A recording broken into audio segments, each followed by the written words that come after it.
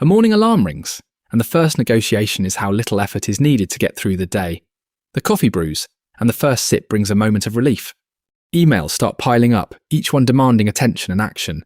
Meetings are scheduled, some necessary, others merely for politeness. The office hums with the noise of colleagues, each with their own tasks. Lunch is a quick affair, often eaten at the desk to save time. Afternoon slumps bring the need for caffeine refills and short naps. The day winds down with a final push to meet deadlines and goals. As the clock strikes 5, the office empties, leaving behind a day's work. The commute home is a quiet reflection on the day that has passed.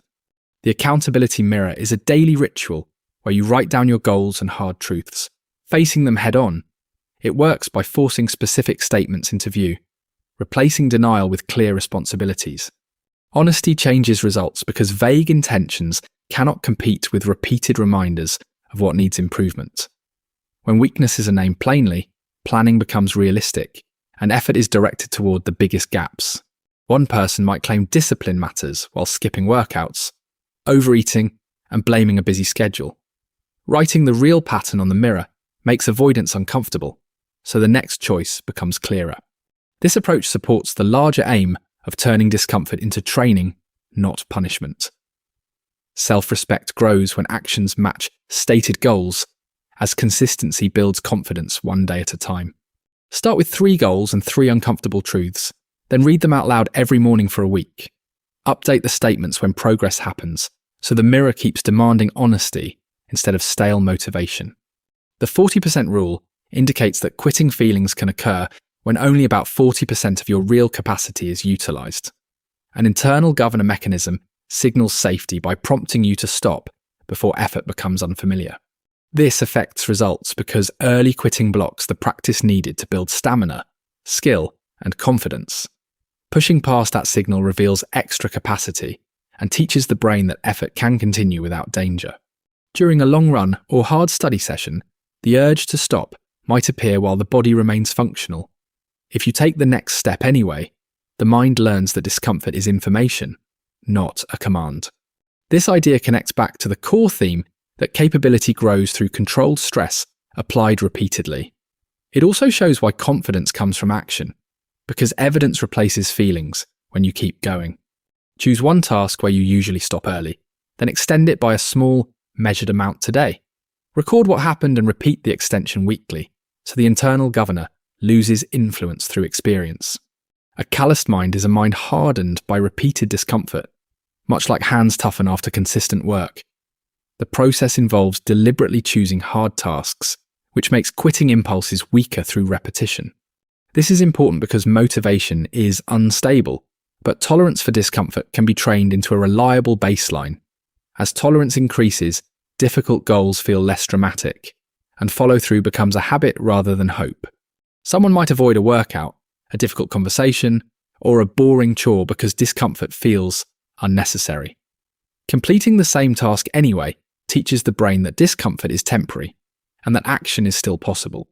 This approach reinforces the 40% rule, as practice shows the brain that effort can continue safely. It also supports honesty, as repeated action makes it harder to pretend discipline exists without proof. Choose one daily task that feels unpleasant, complete it without negotiation, and track the streak for 30 days. If this training frame helped, subscribe for more routines that build an armored mindset over time. The cookie jar is a mental container of past victories you recall when the current moment demands more effort. It works by pulling specific memories of endurance, which changes emotion and restores a sense of capability. This affects results because hardship narrows attention, and the mind forgets what has already been survived. When past wins are recalled clearly, the body and mind often find a second wind for one more step. A person in a brutal session may remember finishing earlier goals that once seemed impossible and continue calmly. Another person may forget every prior win and spiral into self-doubt, even though nothing truly changed physically.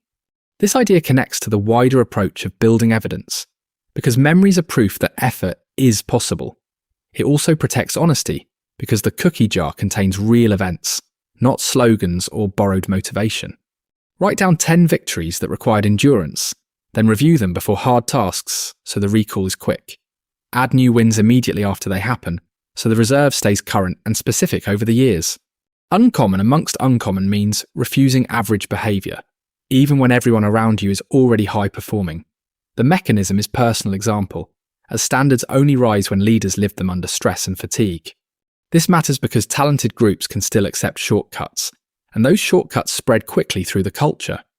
When the standard is upheld daily, trust improves, and the team begins to expect more from itself. In one setting, people may finish their own tasks and disappear, leaving weaker teammates to carry the hidden load. In a better setting, leaders stay engaged, solve problems, and protect the team's reputation through visible effort. This links back to the core theme that discomfort reveals character, and character shapes long-term outcomes. It also connects to the mirror idea, as leadership begins with being honest about your own habits first. Choose one area where you lead, then set one clear standard and model it publicly for the next month. Use feedback and repeated effort to refine that standard, so excellence becomes normal rather than occasional. The goal is not comfort, but capability, as potential only emerges when one faces discomfort directly. A tougher life is forged by repeatedly choosing difficult actions until the mind treats effort as normal. Honesty begins in the mirror, where goals and weaknesses are clearly written and reviewed daily. Endurance grows when the 40% signal is questioned, and training continues in small, measured extensions. Daily discomfort toughens the mind, and the cookie jar provides proof when the present moment feels heavy. Standards rise when leadership stays engaged, spreading excellence through consistent behaviour under stress. Start with one mirror statement, one daily hard task, and one memory list that records real victories. Keep the steps simple, then repeat them long enough for identity to change, from avoiding discomfort to seeking growth. Over time, this approach builds self-respect, as the evidence of effort becomes impossible to ignore. If these tools resonate, subscribe for more guided breakdowns that turn discipline into a practical system.